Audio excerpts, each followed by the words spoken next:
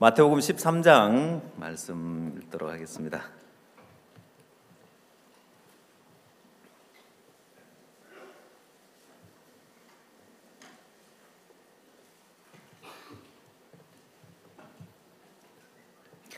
(24절) 말씀부터 제가 읽도록 하겠습니다.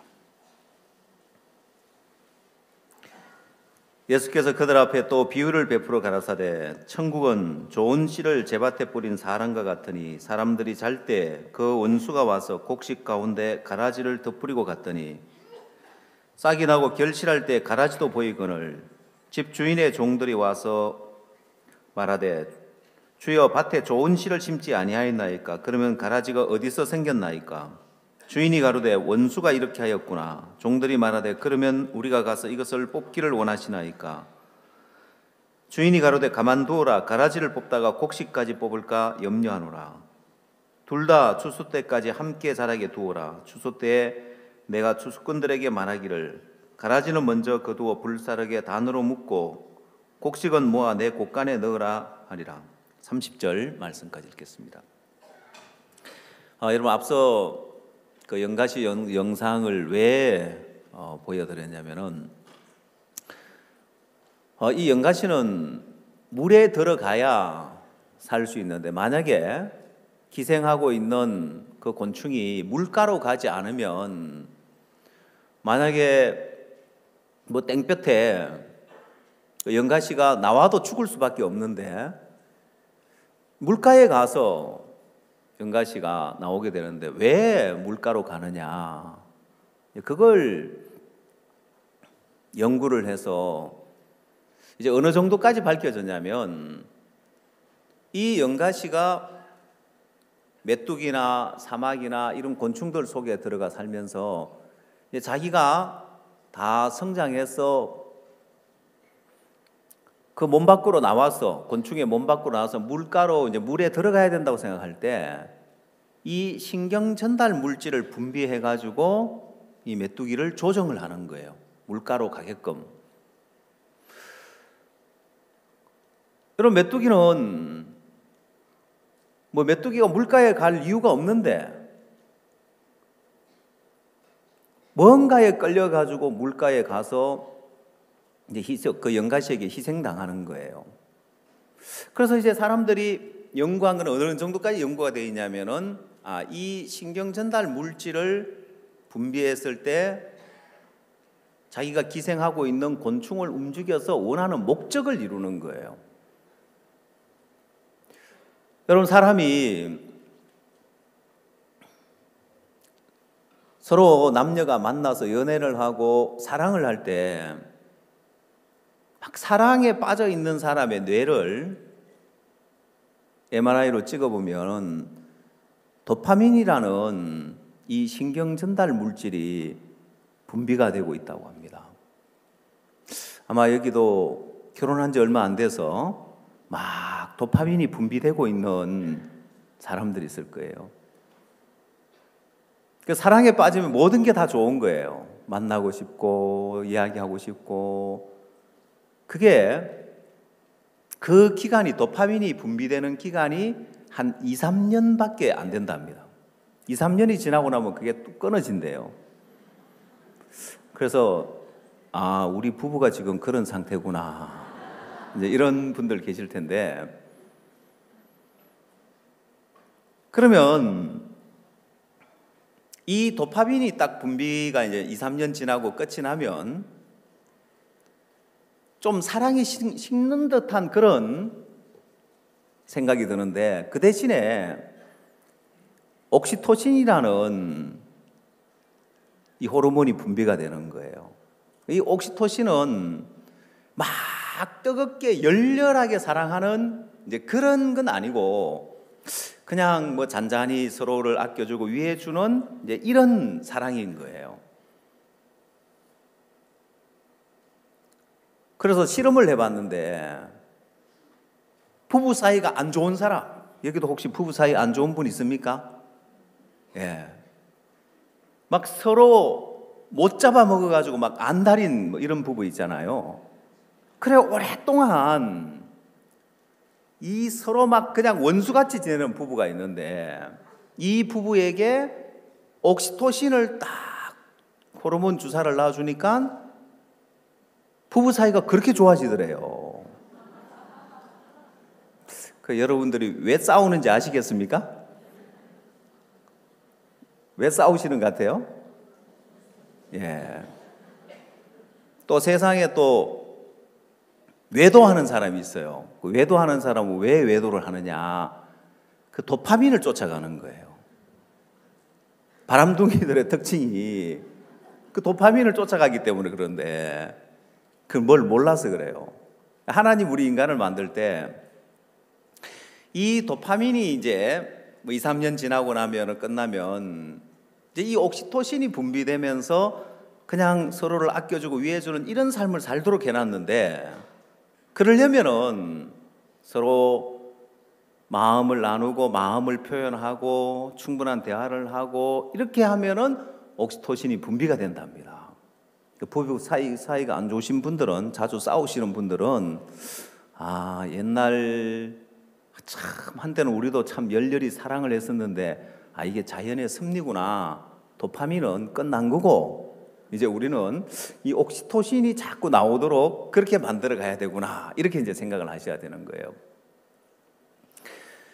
자, 이렇게 사람에게도 이런 신경 전달계 호르몬을 주사를 해주니까 그렇게 사이가 안 좋았던 부부가 사이가 좋아지는 이렇게 사람의 그 주사약 하나로 사람의 어떤 그 부부 사이도 조정을 할 수가 있는 거예요. 그 영가씨가 마치 그 메뚜기에 신경 전달 물질을 분비해서 물가로 가게 만드는 것처럼 그래서 사단은 얼마든지 우리에게 생각을 넣어줘서 사단이 원하는 목적을 이룰 수 있는 거예요. 사람들은 그냥 뭐 내 마음대로 살고 내 뜻대로 살고 내 하고 싶은 대로 사는 줄로 착각하지만은 사실은 사단이 넣어주는 생각에 속아서 사단에게 종노릇하고 마귀에게 종노릇하는 거예요. 박 목사님 저서 가운데도 나를 끌고 가는 너는 누구냐라는 마인드 책 1집이 이렇게 나왔을 때 사람들이 그 책을 다 읽어보고 하는 이야기가 있었습니다. 여러분들은 어떻게 느꼈는지 모르지만은 그 책을 읽어보고 아니 책 제목은 나를 끌고 가는 너는 누구냐 했는데 왜 그 누구냐를 안 밝히냐 그렇게 이제 이야기하는 사람들이 있었는데 여러분들은 누군지 아십니까? 악한 영이 역사해서 사람들을 이끌어가는 거죠. 그래서 그 다음 2집, 3집 갈수록 그 부분에 대해서 더 명확하게 밝히면서 사람들은 자기 생각인지 악한 영이 주는 생각인지 그걸 구분을 못한다. 그러면 여러분은 그걸 구분을 할 줄 아십니까? 저는 오늘 여러분들에게 그 부분에 대한 이야기를 좀 하려고 하는데 어제 주제는 티와 들보였고 오늘은 가라지라는 주제로 여러분들에게 말씀을 전하려고 합니다. 주제가 뭐라고요? 가라지입니다. 오늘 우리가 읽은 말씀에 보면 천국은 좋은 씨를 제 밭에 뿌린 사람과 같으니 자, 밭에 좋은 씨를 뿌렸습니다. 그 다음 말씀에는 25절 사람들이 잘 때 그 원수가 와서 곡식 가운데 가라지를 덧뿌리고 갔더니 했습니다. 자, 그럼 여기에서 사람들이 잘 때에 원수가 와서 곡식 가운데 가라지를 덧뿌리고 갔다는 것은 자, 이 좋은 씨가 뿌려진 자리자리마다 가라지를 뿌려놨을 때 그걸 덧뿌렸다는 거예요. 그냥 좀 몇 군데 그냥 좀 휙 뿌리고 간 것이 아니라 좋은 씨가 뿌려져 있는 곳곳마다 다 가라지를 뿌려놓은 거예요.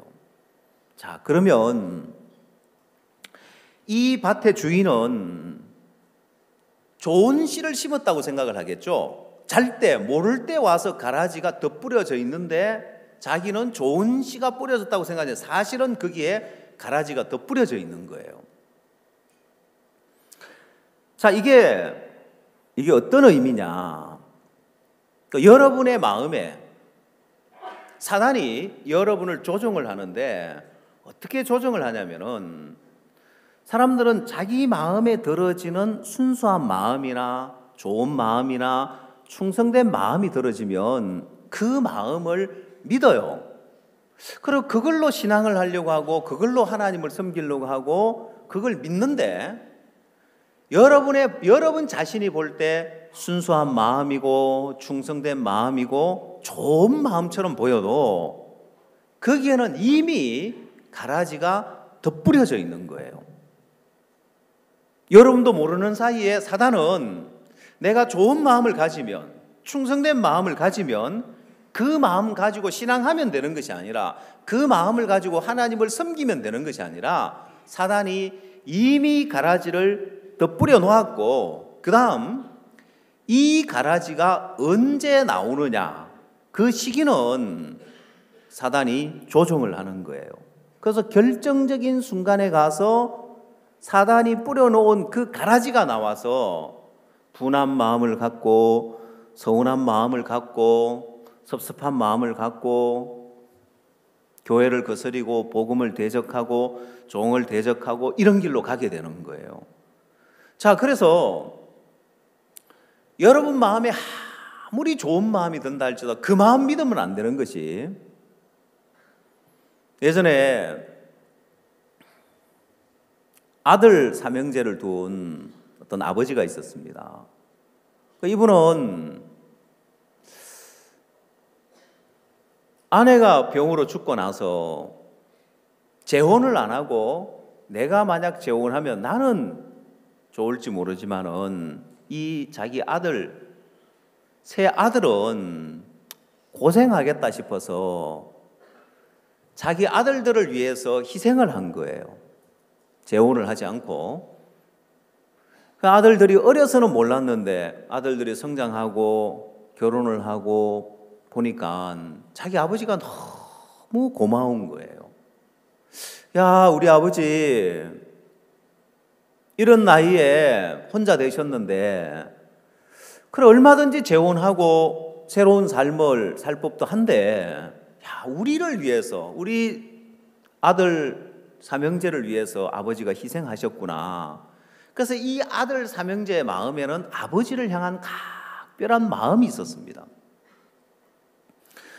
근데 어느 날 아버지가 큰 교통사고를 당하신 거예요.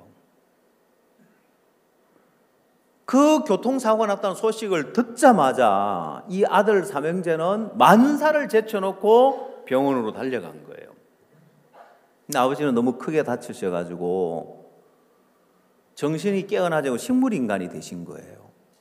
그렇지만 아들 삼형제는 우리 아버지 어떤 아버지인데, 우리를 위해서 희생한 아버지인데 우리 아버지 살려야 된다고 지극정성으로 아버지를 모시는 거예요. 그래서 아들 삼형제가 매일같이 병원에 와서 아버지를 섬기고 모시는데 그건 아버지는 깨어나질 않는 거예요.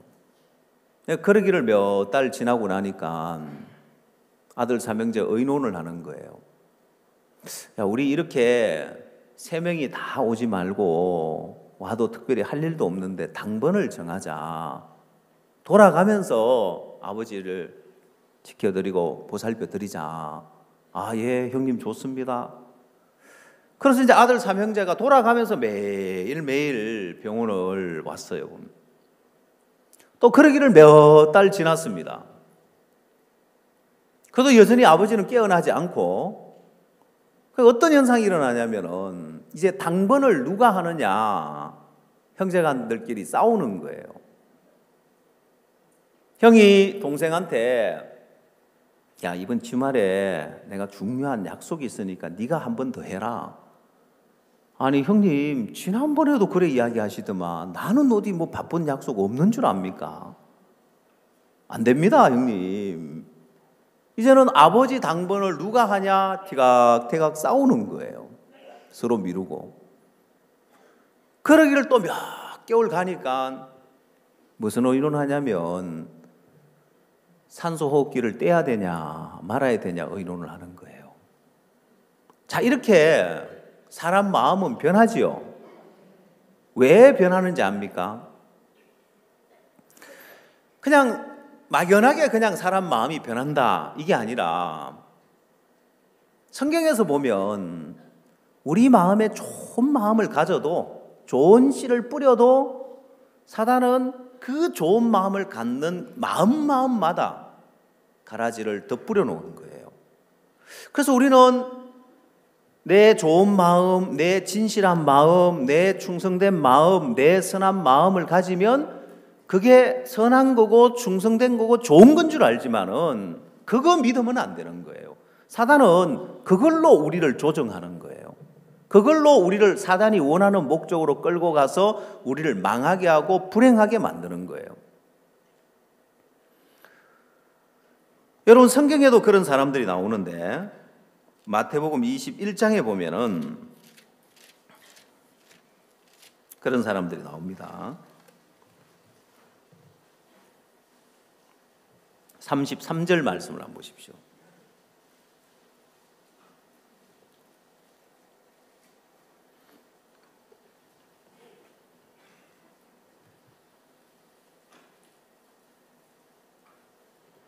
마태복음 21장 33절.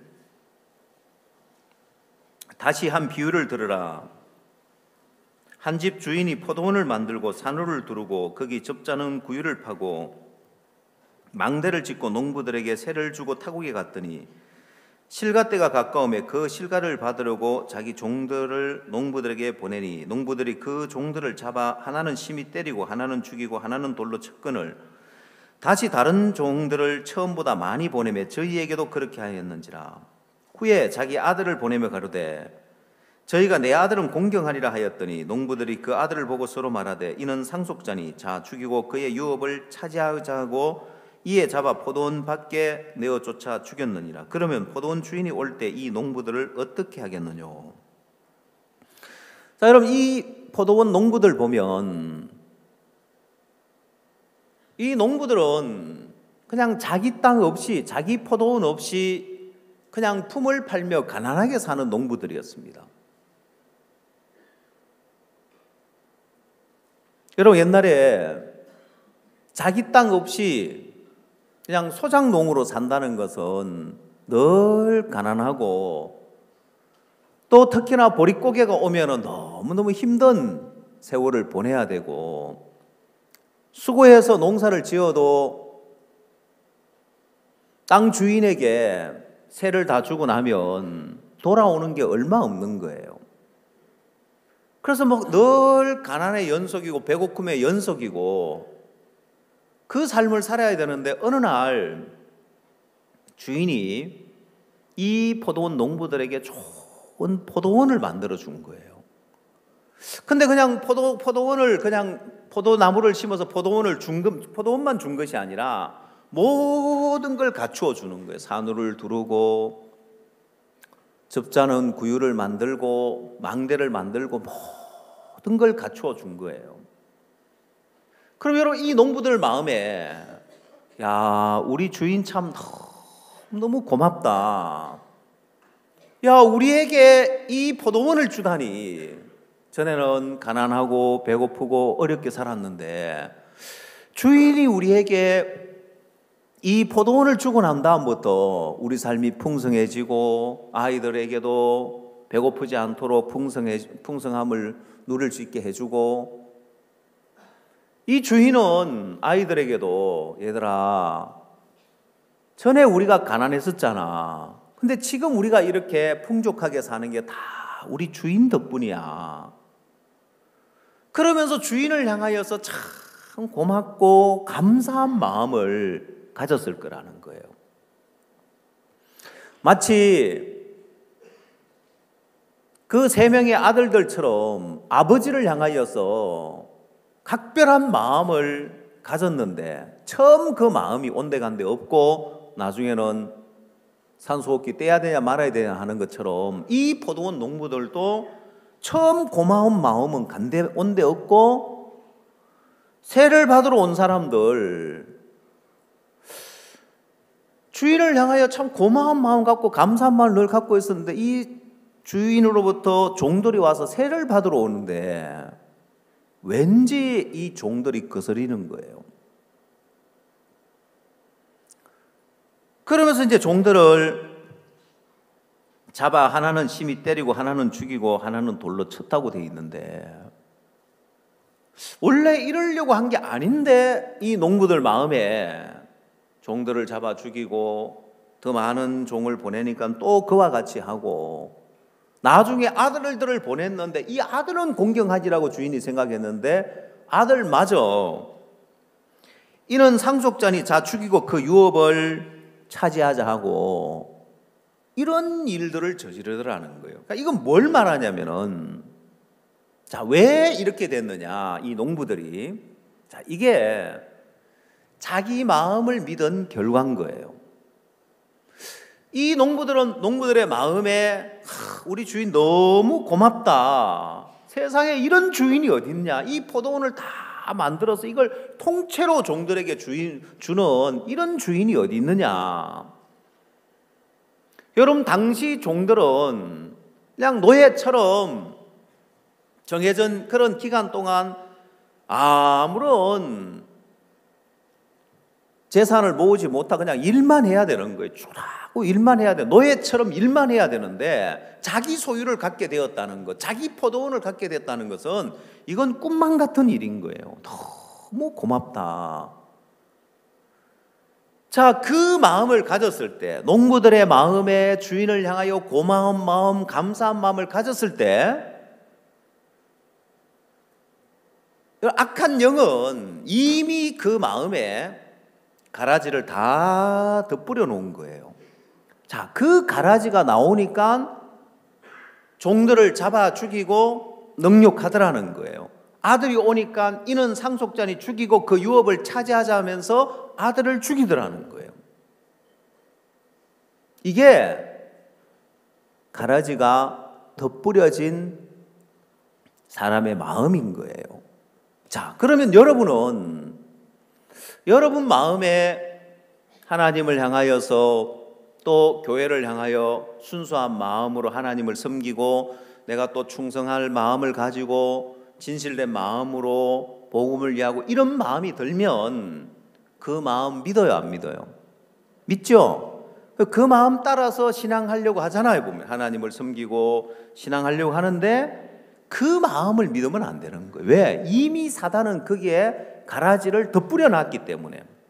지금은 안 나타나지만, 그래서 사단은 그걸 가지고 사단이 원하는 목적지로 조정해 가서 사단의 목적을 이루는 거예요. 잠언 28장을 한번 찾아보십시오.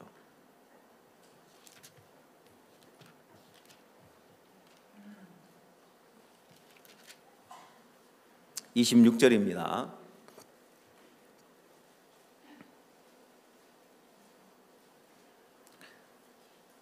잠언 28장 26절. 자기의 마음을 믿는 자는 미련한 자요 지혜롭게 행하는 자는 구원을 얻을 자니라.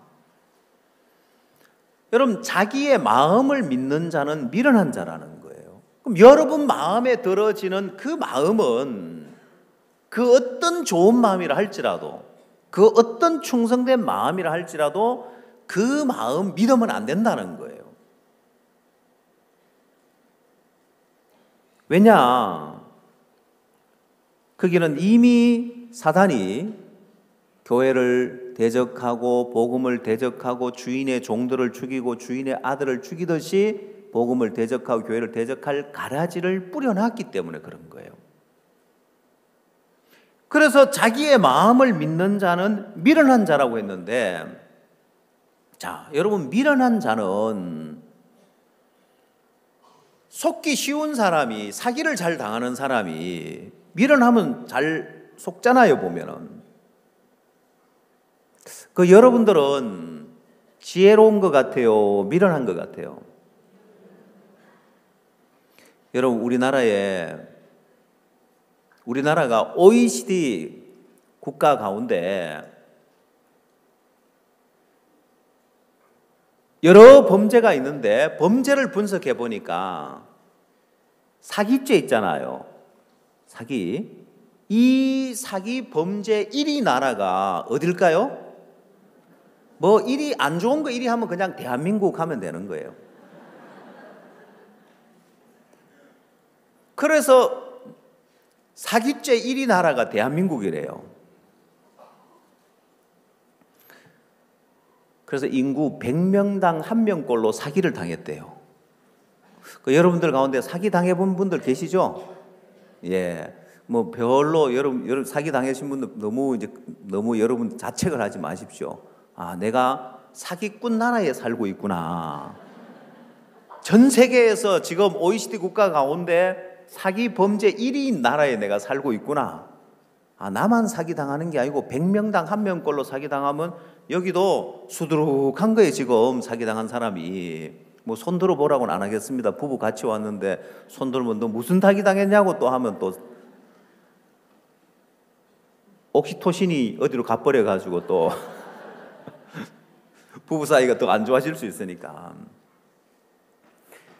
우리는 우리 마음에 들어지는 그 마음을 믿는데, 특히나 사람들은 자기 참 진실된 마음으로 어떤 일을 했을 때, 이 교회 안에서 충성된 마음으로 내가 온 마음을 다해서 했을 때 사람들은 그 마음을 믿는 거예요. 충성된 거라고, 순수한 거라고, 진실된 거라고 믿어버리는 거예요. 자, 그렇게 자기 마음을 믿으니까 미련한 자가 되고, 미련한 자가 되니까 사단에게 속는, 사단의 목적을 이루는데 이용당하는 삶이 되는 거예요. 여러분, 혹시 신앙을 하다가 교회하고 멀어진 사람들 마음에서 갖는 마음의 구조를 보면은 자기는 정말 진실된 마음으로, 또 충성된 마음으로, 순수한 마음으로 주를 섬기고 교회를 위하고 복음을 위했는데, 뭐 내가 누구 때문에 마음의 상처를 받았다, 누구 때문에 뭐 마음이 다쳤다, 그런 표현을 쓰는 사람들이 있어요. 그 사람은 이 가라지의 세계를 몰라서 그런 거예요. 사단이 자기도 모르는 사이에 내가 갖는 충성된 마음마다, 순수한 마음마다, 진실된 마음마다 전부 다 가라지를 덧뿌려 놓았는데, 자신은 좋은 씨를 뿌렸기 때문에 내 마음에 그냥 좋은 마음을 가지고 충성된 마음을 가지니까 이게 좋은 마음이고 충성된 마음이고 순수한 마음이라고 그대로 믿어버리는 거예요. 그걸 우리 인간은 그걸 볼 만한 눈이 없지만은 예수님은 그걸 정확하게 보고 계시는 거예요.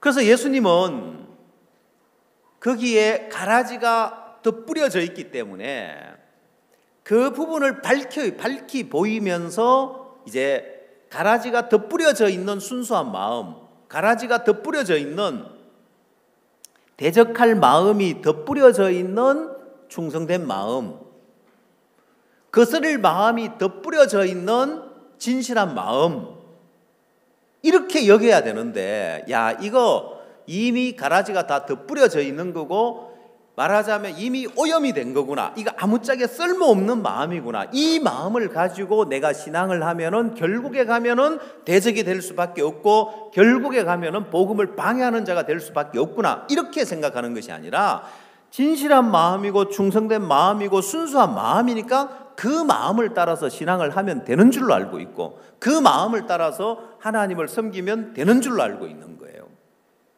자, 그래서 예수님은 정말 충성된 마음으로, 진실된 마음으로 예수님 앞에 나왔는데, 예수님은 그걸 밝히 보여주는 거예요. 가라지가 덧뿌려져 있는 마음이다, 그거 아무짝에 쓸모없는 마음이다, 야, 그거 사탄이야 하고 밝히 보여주는 거예요.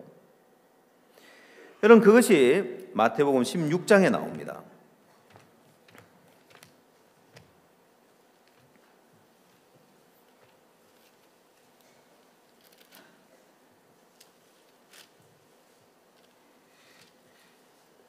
마태복음 16장 21절.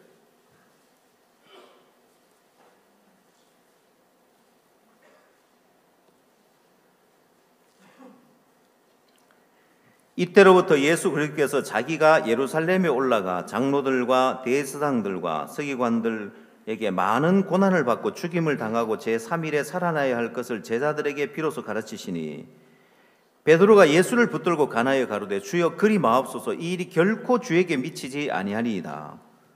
예수께서 돌이키시며 베드로에게 이르시되 사탄아 내 뒤로 물러가라. 너는 나를 넘어지게 하는 자로다. 네가 하나님의 일을 생각지 아니하고 도리어 사람의 일을 생각하는도다 하시고 이에 예수께서 제자들에게 이르시되 아무든지 나를 따라오려거든 자기를 부인하고 자기 십자가를 지고 나를 쫓을 것이니라.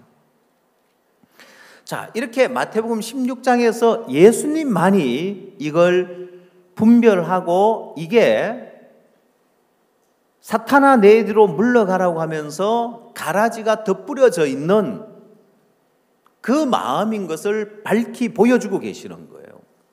여러분 여기서 베드로는 예수님이 많은 고난을 받고 죽임을 당하고 제3일에 살아나야 될 것을 가르치니까 베드로가 적시로 주여 그리 마옵소서 이 일이 결코 주에게 미치지 아니하리라고 했는데 여러분 이건 베드로의 마음에 뭔가 가식적인 마음이거나 뭐 속에는 그런 마음 없이 마음은 딴 생각 품고 있으면서 그냥 형식적으로 그냥 말대접으로 베드로가 하는 이야기가 아니라 이건 베드로의 진실된 마음인 거예요. 베드로가 자기 어떤 그런 진심으로 주여 그리 마옵소서 일이 결코 주에게 미치지 아니하리라고 했는데 왜 예수님은 냉정하게 사탄아 내 뒤로 물러가라 너는 나를 넘어지게 하는 자라 하면서 그렇게 냉정하게 잘라버리고 거절하느냐는 거예요. 자, 여기서 이제 예수님은 베드로야 넌 지금 순수한 마음으로 주여 그리 마옵소서 하며 주를 위하는 것처럼 보이지만 네 마음에 그건 진실된 마음이고 충성된 마음처럼 보이지만 그거 사탄이야. 그건 마귀야. 사탄아 내 뒤로 물러가라고 하면서 너는 나를 넘어지게 하는 자로다 하면서 베드로의 진실된 마음을 거절하지 않냐는 거예요.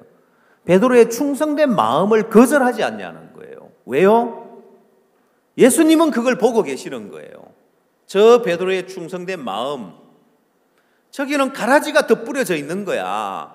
좋은 씨를 심을 때, 내 마음에 좋은 마음을 가질 때 사단은 반드시 가라지를 덧뿌려 버리는 거예요. 나도 모르는 사이에 가라지를 덧뿌려 놨기 때문에 베드로의 마음에 들어지는 이 충성된 마음조차도, 진실된 마음조차도 부인해야 되는 거예요. 그래서 누구든지 나를 따라오려거든 자기를 부인하고 자기 십자가를 지고 나를 쫓을 것이라고 한 거예요.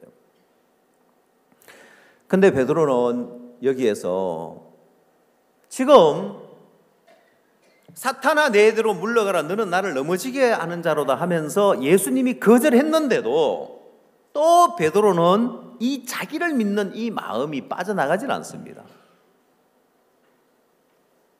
자, 나중에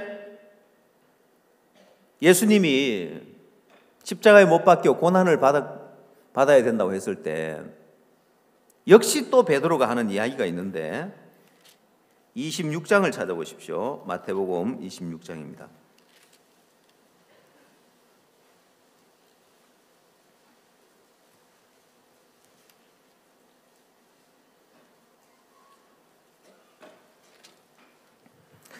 (33절) 말씀입니다.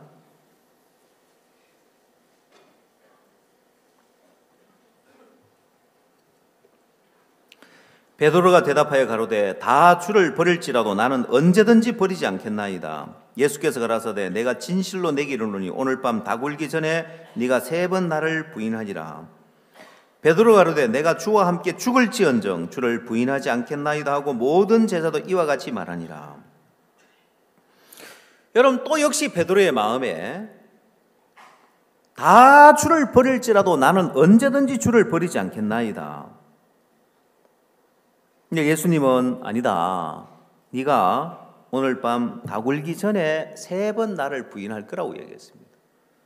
근데 베드로가 아니 예수님 무슨 그런 서운한 소리를 하십니까? 내가 죽을지언정 주를 부인하지 않겠나이다고 했습니다. 왜요? 베드로는 지금 베드로의 마음에 진실된 마음으로 지금 이 이야기를 하고 있습니다. 충성된 마음으로 이 이야기를 하고 있는 거예요. 예수님은 야 베드로야 네가 그 마음을 가질 때 사단은 이미 가라지를 덮으려 놨어. 이미 사단은 그 마음에 네 진실된 마음에 네 순수한 마음에 가라지를 덮으려 놨기 때문에 너 안 돼. 너는 나를 부인할 거야. 네가 3번 나를 모른다고 부인할 거고 네가 저주하며 나를 부인할 거라는 걸 예수님은 이미 알고 계시는 거예요. 자, 여기서 이제 베드로의 마음에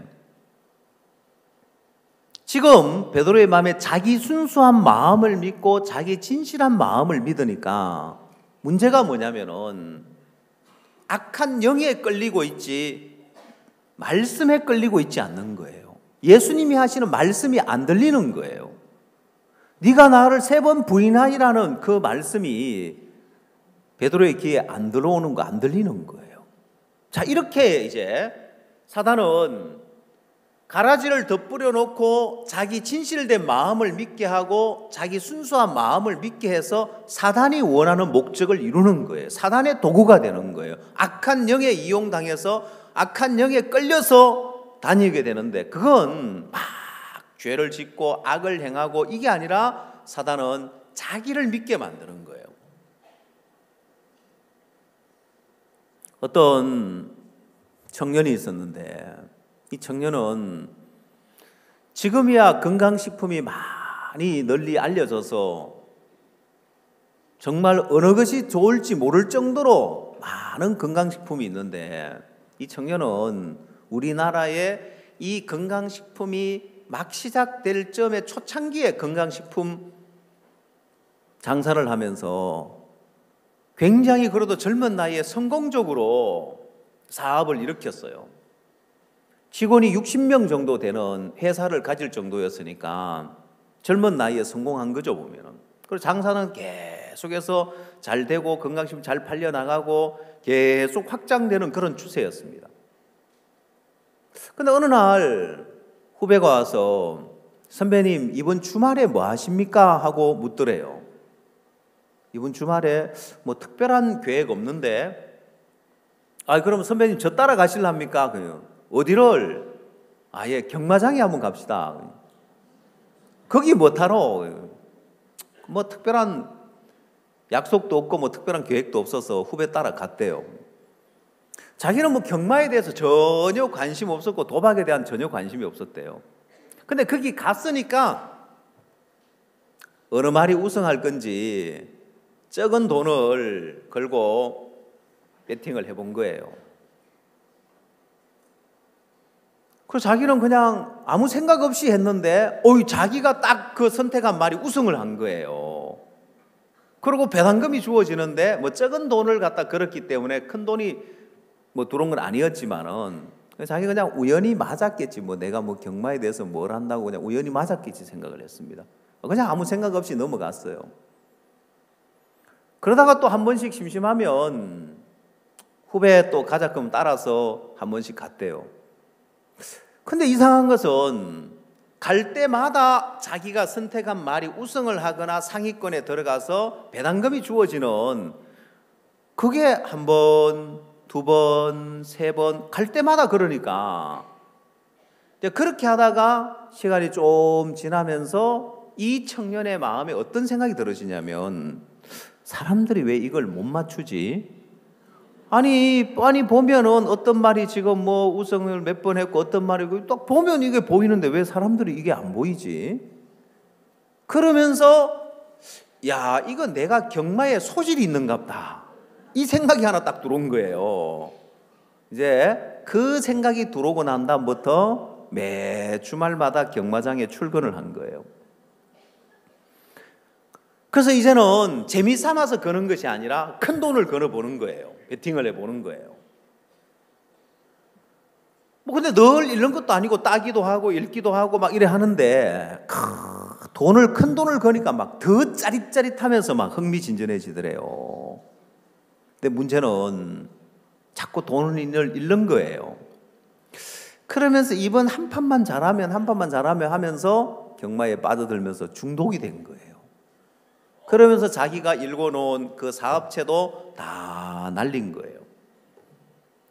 그리고 지인들한테 돈 빌려가지고 이제 신용도 다 잃어버린 거예요.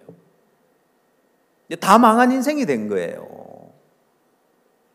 근데 문제는 이 도박에 빠진 사람들, 도박에 중독된 사람들이 공통적인 게 뭐냐면은 자기를 믿는 마음이 빠져나가진 않아요. 지금부터 한 몇 년 전일까요? 한 20년 전쯤 될까요? 어떤 부인이 남편을 상담해 달라고 데리고 왔어요. 왜 20년이라는 세월을 왜 밝히느냐? 제가 이야기하는 액수가 20년 전에 얼마나 큰지를 한번 계산해 보라고 굳이 밝힌 거예요. 자기 남편을 데려왔는데 남편이 도박에 빠져서 큰 돈을 잃었는 거예요. 이 아내는 옷가게를 하면서 제법 잘 되는 그런 자리도 좋고 장사가 잘 돼가지고 돈을 잘 벌었는데 이 남편은 그 당시 도박을 해서 6억을 날린 거예요. 그 20년 전에 6억이니까 굉장히 크죠? 뭐 지금은 안 크냐? 지금도 크죠. 근데 그렇게 큰 돈을 날렸으니까 아내가 교회 가자고 하니까 아마 좀 양심에 찔리기도 하고 해서 교회를 온 것 같아요. 근데 제가 그 남편하고 상담하면서 깜짝 놀랐습니다. 그 마음을 보면서. 그래서 막 자기가 도박을 안 해야 되는데 이 도박을 해가지고 또 돈을 이렇게 잃고 번번이 또 잃으면서 그런 어떤 마음을 뭐 잘 못 끊는다든지 또 아니면 마음에 뭐 좀 눌리는 마음이라든지 뭐 아내에 대한 죄책감에 뭐 이런 마음이 있을 줄 알고 상담을 시작을 했는데 이분이 무슨 이야기를 하냐면 자기는 동전 2개만 있으면 언제든지 인생 역전할 수 있습니다 하는 거예요. 그 처음에는 헷갈렸습니다. 왜 동전 2개가 왜 필요한가? 그때 빠찡코 하는데 슬롯머신 하는데 동전 2개가 들어간다는 걸 그때 처음 알았습니다. 그 이분은 돈을 그렇게 잃었지만 동전 2개만 있으면 언제든지 인생 역전할 수 있다는 생각을 갖고 있는 거예요. 그 철저하게 자기를 믿는 마음을 갖고 있는 거죠. 자, 이렇게 이제 자기를 믿는 마음을 갖고 있으니까 속을 수밖에 없는 거예요. 그러면 여러분도 뭐 동전 2개만 있으면 인생 역전할 수 있다 그 생각 안 하죠? 로또 복권만 사면 언제든 인생 역전할 수 있다고 생각해가 사보지만 안 되죠, 보면은.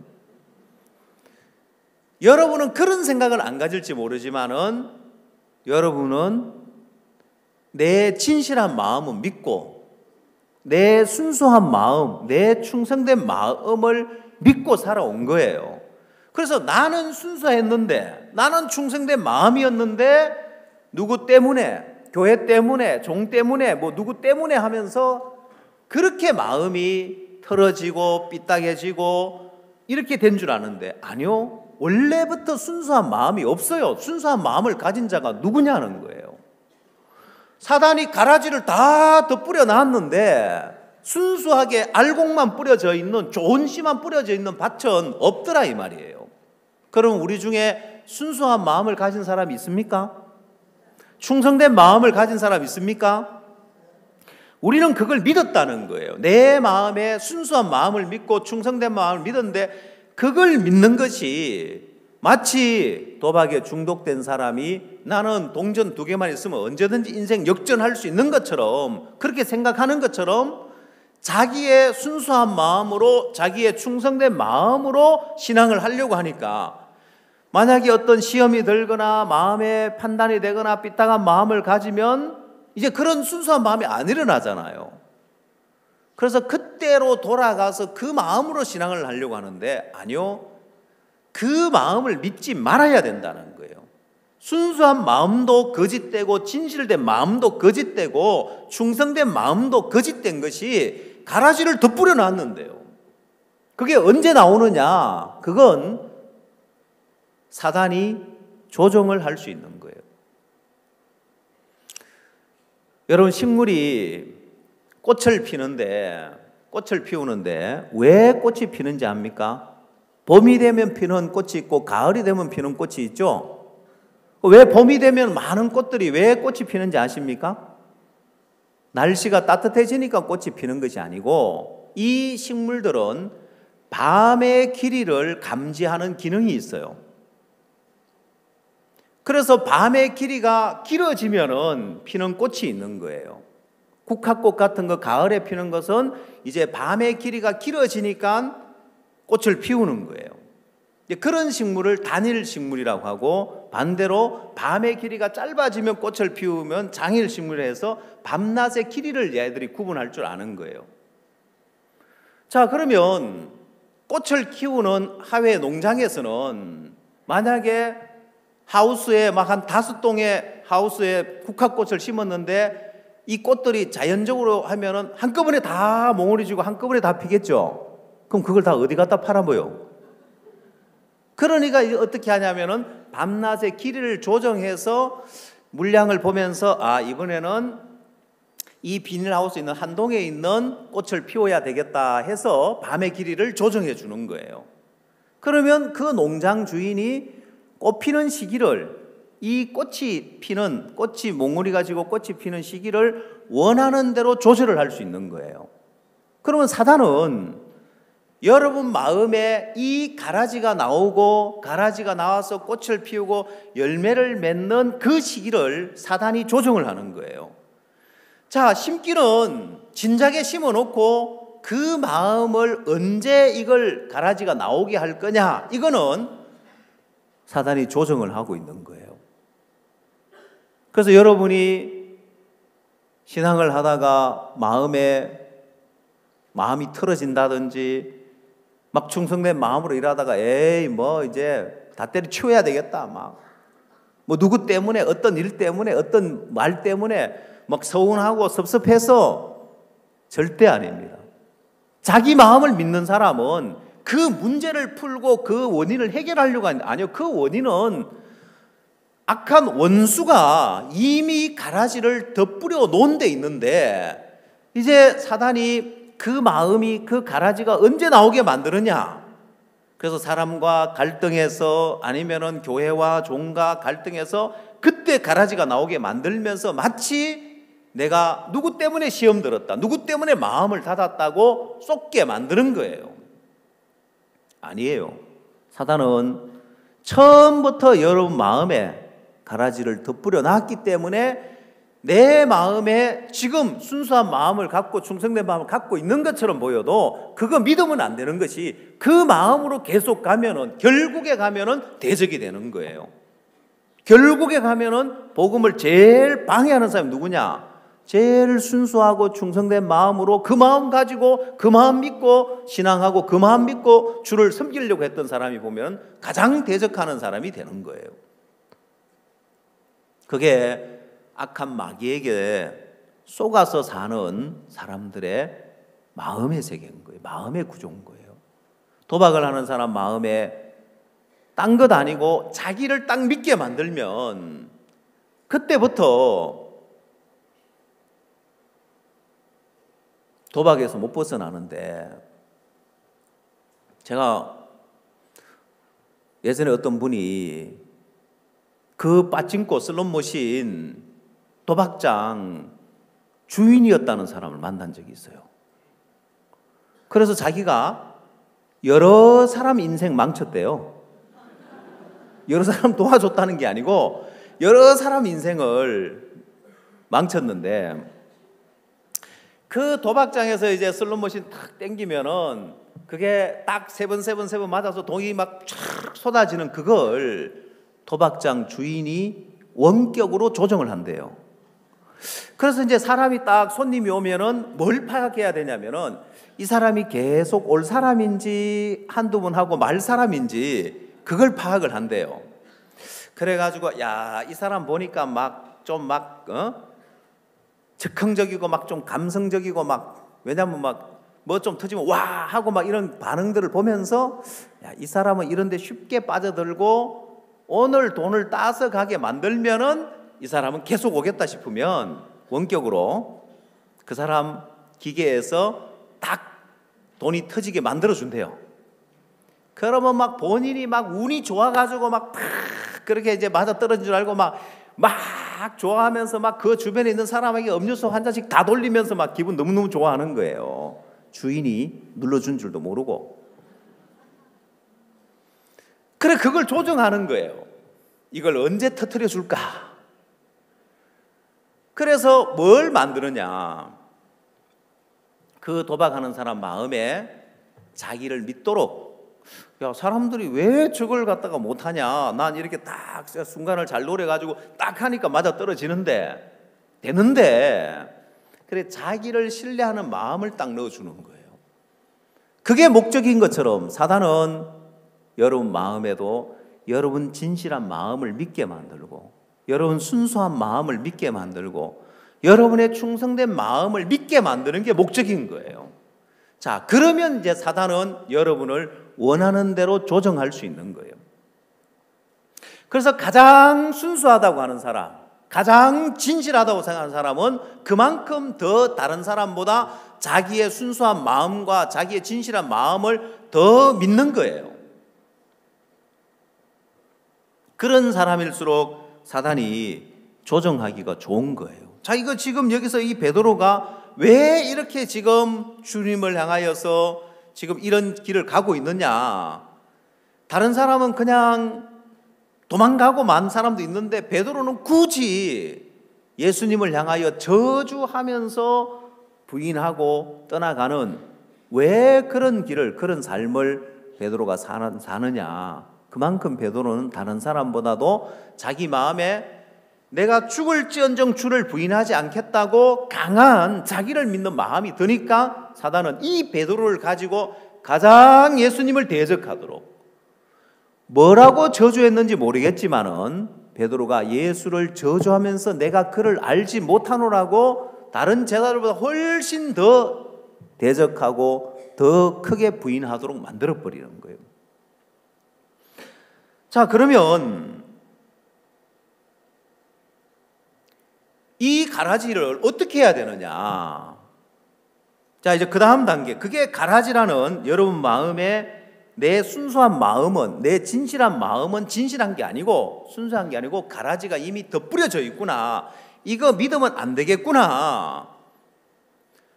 자, 그래서 다시 마태복음 13장으로 돌아가서 보면, 그러면 이제 이 가라지를 어떻게 하라고 주님이 말씀하셨느냐?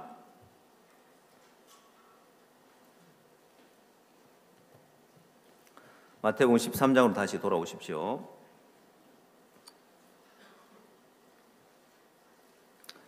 26절, 싹이 나고 결실할 때 가라지도 보이거늘 집주인의 종들이 와서 말하되 주여 밭에 좋은 씨를 심지 아니하나이까? 그러면 가라지가 어디서 생겼나이까? 주인이 가로되 원수가 이렇게 하였구나. 종들이 말하되 그러면 우리가 가서 이것을 뽑기를 원하시나이까? 주인이 가로되 가만두어라. 가라지를 뽑다가 곡식까지 뽑을까 염려하노라. 둘 다 추수 때까지 함께 자라게 두어라. 추수 때에 내가 추수꾼들에게 말하기를 가라지는 먼저 거두어 불사르게 단으로 묶고 곡식은 모아 내 곡간에 넣으라 하리라. 자, 이제 가라지가 드러나기 시작하는데, 자, 이 가라지가 드러날 때, 아니 밭에 좋은 씨를 심었는데 이 가라지가 어디서 났습니까? 그러니까 원수가 이렇게 했다는 거예요.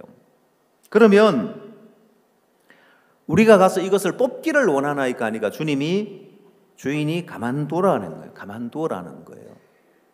자, 이 가라지를 그러면 뽑아내 버려야 되느냐? 아니, 그거 뽑으려고 하지 말라는 거예요.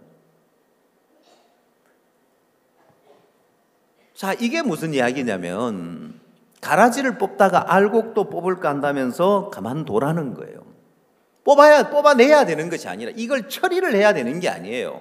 여러분 마음에 나는 그냥 순수한 마음 가지고 주를 섬긴다고 섬겼는데 이제 가라지가 나타나기 시작하는 거예요. 그러면 많은 그리스도인들이, 많은 사람들이 그 가라지를 제하려고 하는 거예요. 그걸 뽑아내려고 하는 거예요. 자, 그러면서 세월을 그 가라지와 싸우느라고, 그 가라지 제하려고, 가라지 뽑아내려고 허송세월을 다 보내는 사람들이 많은 거예요. 여기서 가라지 그거 뽑아내려고 하지 말고 가라지는 그냥 두고 그냥 알곡만 키워가는 거예요. 자, 그래서 하나 알아야 될 것이 뭐냐면은, 그럼 이걸 어떻게 처리하느냐? 처리하는 어떤 부분은 이걸 제하고 없애는 차원이 아니라 그냥 두고 그냥 알곡만, 곡식만 키워가는데, 자, 이 신앙이 어떤 신앙이냐? 자, 우리 속에 첫 번째는 내 진실한 마음이나 내 순수한 마음을 가지고 주를 위하고 복음을 위하려고 했던 이 모든 것들이 이게 다 거짓된 것이구나.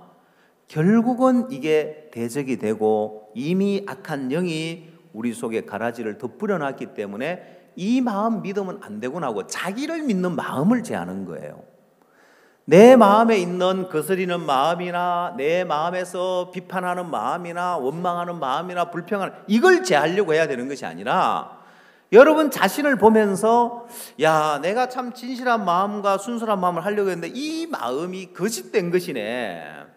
자, 그래서 믿음의 삶을 산 신앙인들의 마음을 보면은 이런 마음의 세계에서 벗어나면서 더 귀하게, 더 신령하게, 더 큰 주의 일에 쓰임을 받는 일꾼으로 만들어지는 거예요.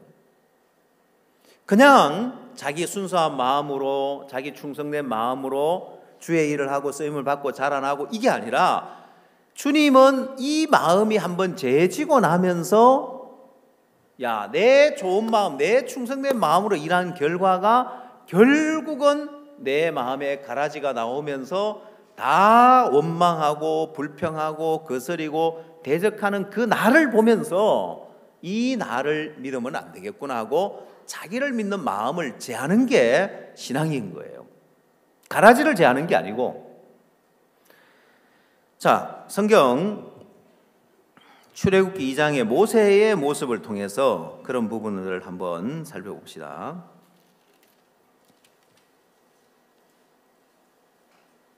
출애굽기 2장 11절.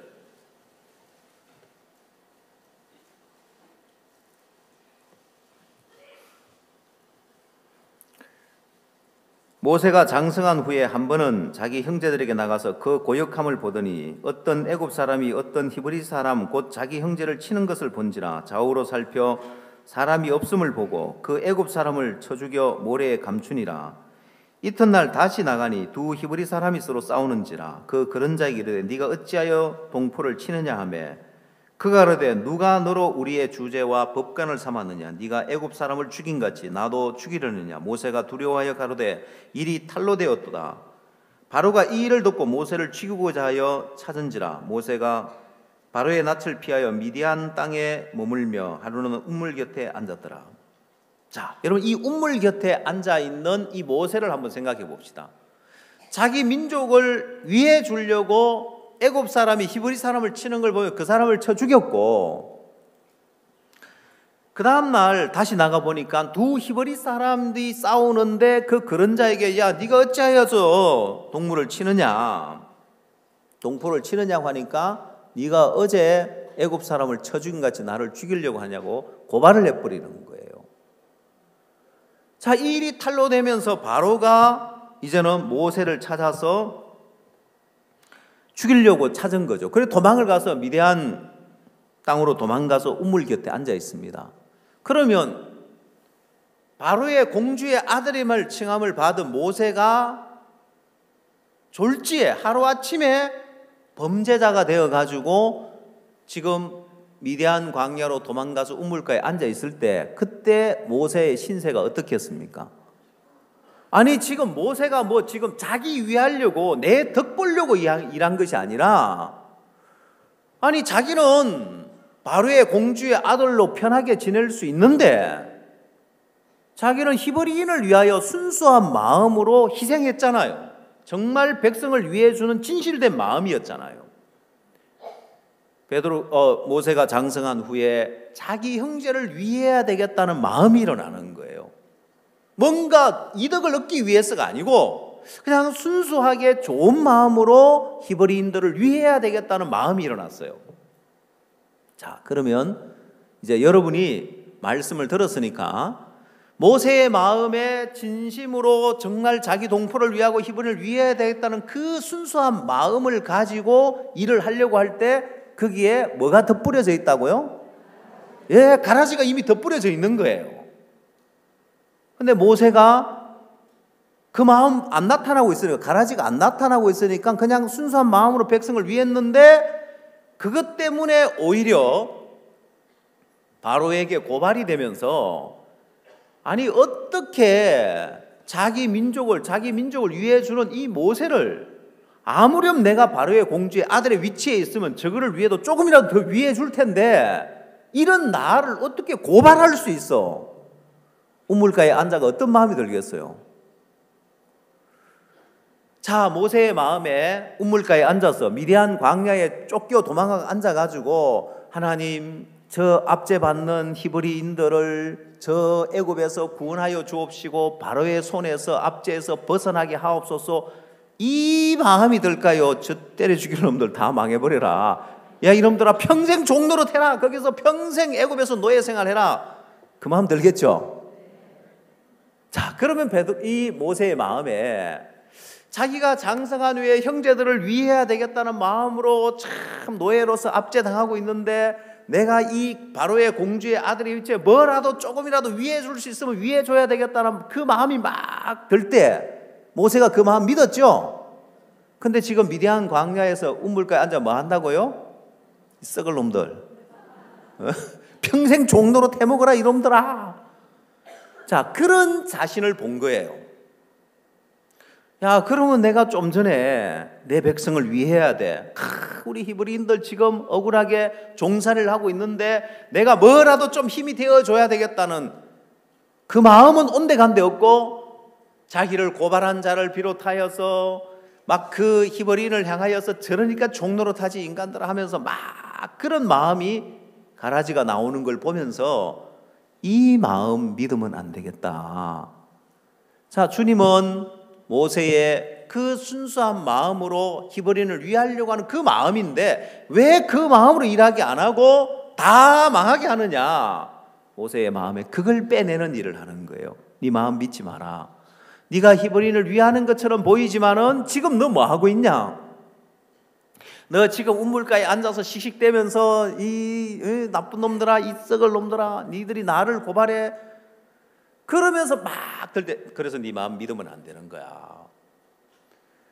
하나님은 모세에게 자기 충성된 마음으로 자기 순수한 마음으로 일하려고 하는 이 모세를 다 망하게 하면서 야, 이것도 거짓된 거구나. 가라지가 덧뿌려져 있는 아무짝에 쓸모없는 마음이라는 것을 이제 보여주는 거예요. 요셉에게도 마찬가지였습니다.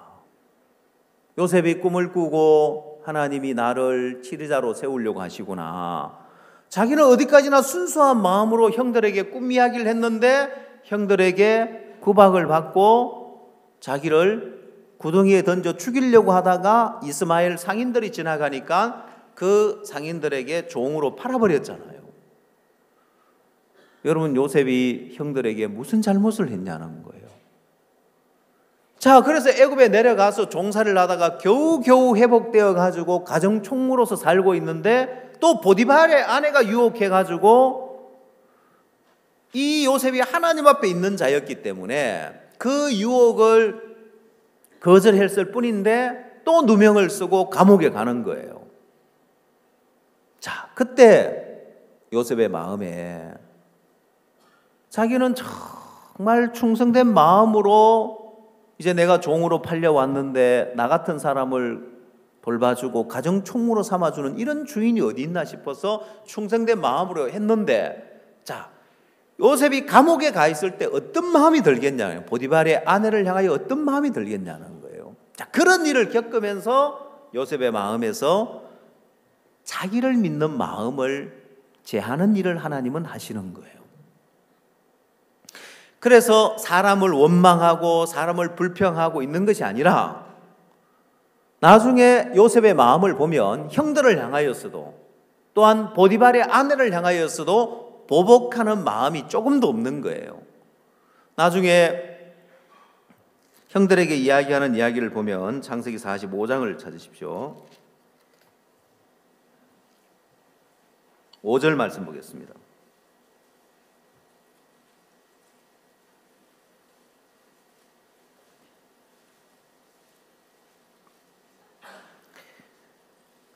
당신들이 나를 이곳에 팔았으므로 근심하지 마소서, 한탄하지 마소서. 하나님이 생명을 구원하시려고 나를 당신들 앞서 보내셨나이다.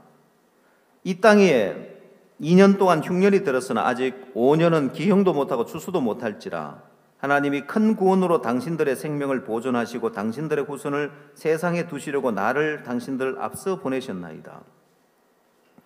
여러분, 이때 요셉의 마음에는 처음 요셉의 마음에 자기 좋은 마음으로 충성된 마음으로 지금 하나님을 섬기고 하나님을 하려고 그 마음도 아니고 또 그 마음에 억울하고 분한 마음으로 형들이 자기에게 저지른 그 죄를 보복하려고 하는 마음도 없고 여기에서는 오직 하나님의 뜻만 남는 거예요.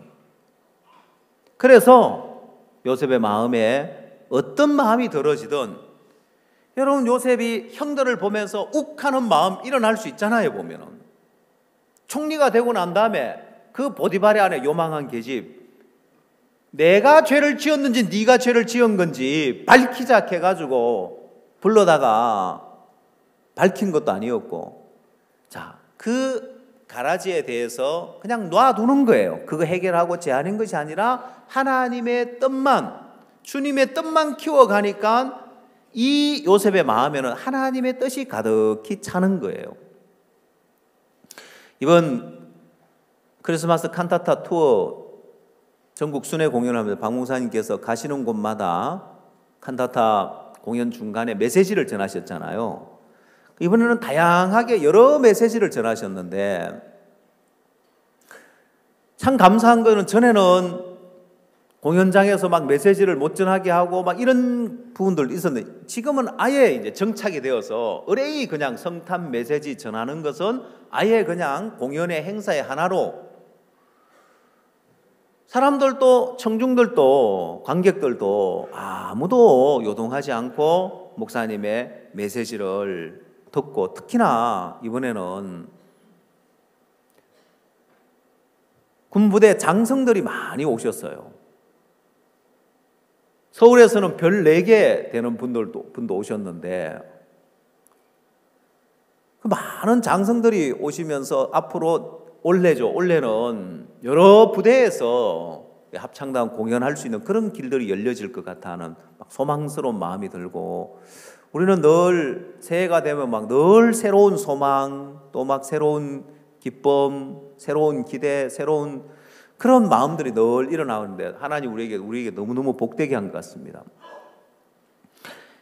근데 그 메시지를 전하실 때 이번에는 아예 그냥 성경 말씀을 목사님이 누가복음 15장 이야기도 하시고 요한복음 8장 이야기도 하시고 성경 이야기를 그냥 아예 하신 그런 메시지도 많았는데 요한복음 8장 목사님이 말씀을 하실 때 가늠하다가 현장에 잡힌 여자가 처음에는 이 여자의 마음에 욕망이 가득 차 있고 업력이 가득 차 있었기 때문에 범죄할 수밖에 없었다.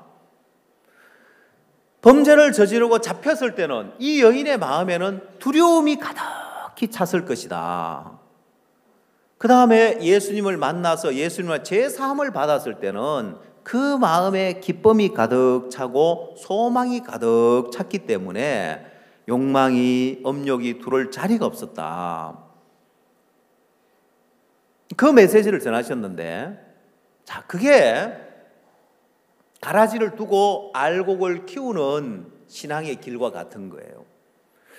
이 요셉의 마음에 가라지는 두고 그 마음에 하나님의 뜻으로 가득 채우니까 형들을 향하여 원망하거나 형들을 향하여 보복할 이 마음이 들어갈 자리가 없는 거예요. 지금까지 쭉 되어진 거 보니까 내가 꿈을 꾸고 난 이후에 그 꿈을 이야기한 형들이 그렇게 화낼 일도 아닌데 자기 화를 내고 미워해서 자기를 죽이려고 하다가 마침 또 이스마엘 상인들이 지나가면서 그걸 이제 노예로 판거나, 그래서 이제 내 인생 끝났구나, 이제는 내 인생 이렇게 노예로서 내 인생을 이렇게 마치겠구나 생각을 했는데 보디발의 집에 오게 된 것, 가정 총무가 된 것, 감옥에 가게 된 것, 이 일련의 사건들이 쭉 보니까 하나님이 나를 치리자로 삼으시려고 가장 좋은 길로 나를 인도하셨구나는 그 하나님의 은혜에 하나님의 뜻에 가득히 젖으니까 이 요셉의 마음에 다른 마음이 들어올 자리가 없는 거예요. 그래서 목사님께서 손자를 예를 들면서, 손자가 미국에 목사님 가시면 늘 햄버거를 사주는데 햄버거를 가득히 이제 먹고 배가 부르면 더 먹을래 하면 아니요 할아버지 더 못 먹어요. 이제 그 예를 들면서 우리 마음에 감사로 가득 차고 가늠하다 현장에 잡힌 여자의 마음에 예수님의 고마운 마음이 가득 차면 그 죄악이 욕망이 들어갈 자리가 없다. 그래서 변화된 삶을 사는 부분을 메시지로 전해주셨는데, 여러분 마음에도 그렇습니다.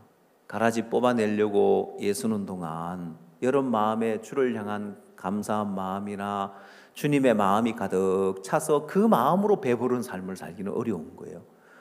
그래 어떤 사람은 평생 그 가라지 뽑아내려고 세월을 다 허비하는 거예요. 그냥 도라는 거예요. 그 뽑아내려고 하지 말고 알곡을 키워나가는 거예요.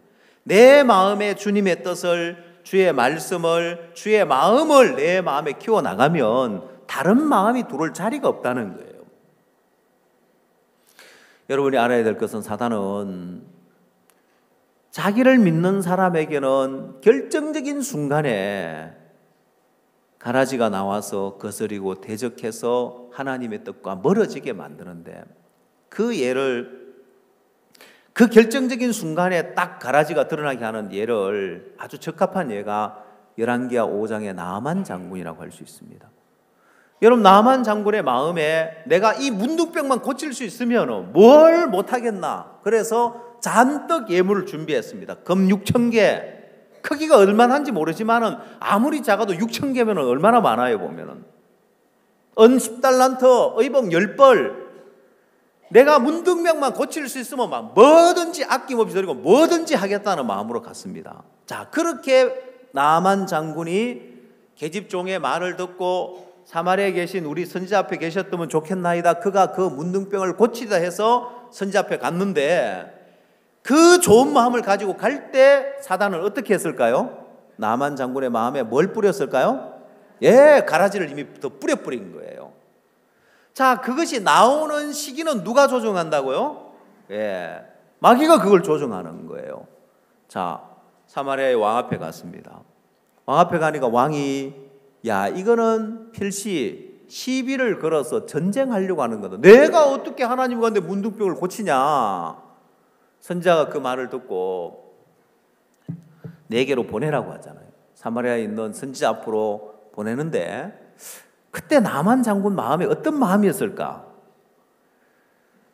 자, 나만 장군이 그냥 신복 하나 데리고 말 타고 달려간 것이 아니라 말들과 병거들을 거느리고 갔다고 되어 있습니다. 그러면 선지자 불러오면 되잖아요. 그렇죠? 근데 나만 장군을 사마리아에 있는 선지자 앞에까지 가라는 거예요. 약간 열받을 수 있겠지만 그래도 병 고치는 게 더 중요하잖아요 보면은. 거기서 지금 돌아갈 수는 없어. 가라지가 나올 뻔하는데 사단이 아직 때가 아니라고 아직 더 있으라 하면서 가라지를 피우진 않았어요. 근데 결정적인 순간이 언제냐? 사마리아 있는 선지자 앞에 갔는데 선지자는 나오지도 안 하고 종을 보내가 요단강에 7번 목욕하라는데, 그때 가라지가 딱 나오는 거예요. 분한 모양으로 떠나가면서 다메섹강 아바나와 바르바른 이스라엘 모든 강물보다 낫지 아니하냐, 내가 거기서 몸을 씻으면 깨끗하게 되지 아니하냐 하고 분한 마음으로 딱 떠나가는 거예요. 가라지가 탁 나오는 거예요. 그 가라지는 나만 장군이 금 6,000개 준비할 때부터 이미 뿌려져 있어. 내가 선제 앞에 문둥병을 고칠 수 있다면 뭘 못하겠느냐. 그 마음 믿으면 안 되는데 나만 장군이 그 마음을 믿고 가다 보니까 분한 모양으로 떠나오는 대적하는 그 마음이 나오는 거예요. 그걸 조정을 한단 말입니다, 사단이.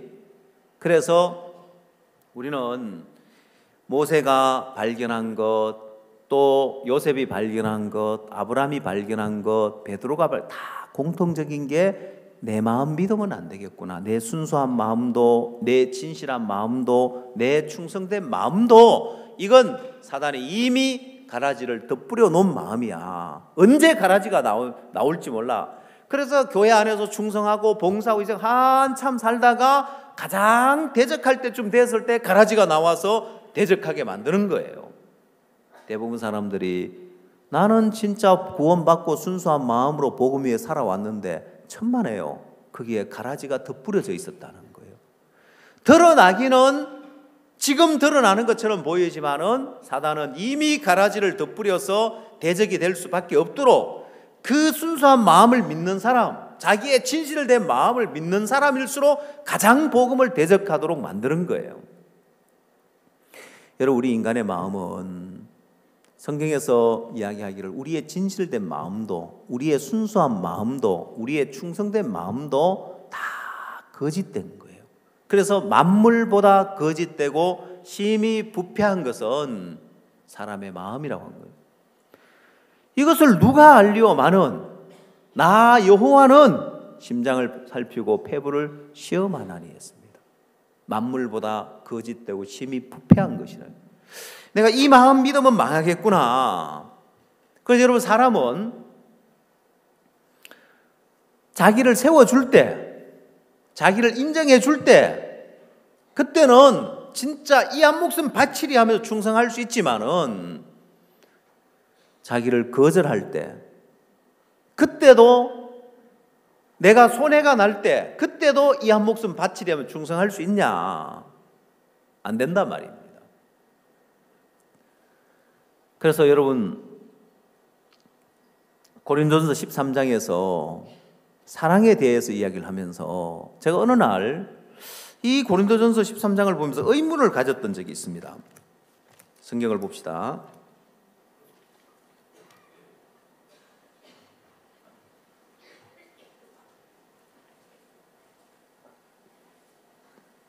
(13장 3절)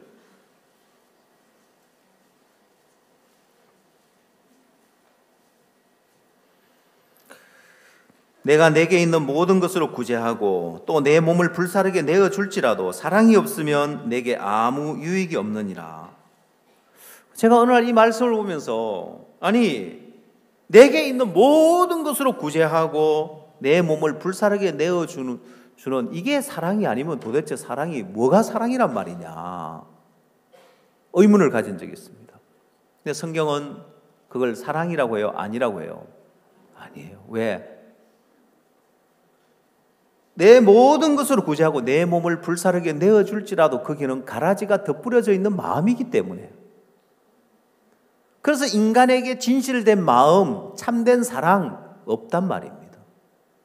이 마음 가지고 신앙을 하다가는 가장 대적이 되는데 다윗과 함께한 사람들도 그러했습니다. 다윗과 함께한 사람들이 사울에게 쫓겨 도망 다니는 삶을 살다가 시글락에 갔을 때 야, 진짜 시글락이 오길 잘했네. 이렇게 참 성에 두 다리 쭉 뻗고 편하게 잠자본 적이 이게 지금 몇 년 만이냐. 야, 다윗 따라오니까 너무 고맙고 감사하다. 자, 그러고 이제 전쟁에 나간 통에 아말렉 사람들이 와서 시글락을 치고 불사르고 대소 여인들을 다 사로잡아 갔습니다. 그때 백성들이 다윗을 향하여 어떤 마음을 갖습니까? 다윗을 향하여 돌로 치자. 다윗 때문이다. 아니, 감사하고 고마워할 때는 언제고? 자, 이렇게 사람들은 자기 인생에 손해가 날 때, 자기 소중한 것들을 잃게 되어질 때 언제든지 대적이 될 수 있는 이것은 가라지가 덧뿌려져 있는 마음인 거예요. 자, 이렇게 우리는 성경에 어디를 찾아보더라도 그 순수한 마음, 진실된 마음, 그 마음마다 다 가라지가 덧뿌려져 있는 거예요. 여러분들 마음에 그래도 나는 한때는 순수했는데, 야, 내가 그래도 한때는 좀 참 충성된 마음으로 살았는데, 거짓말하지 마십시오.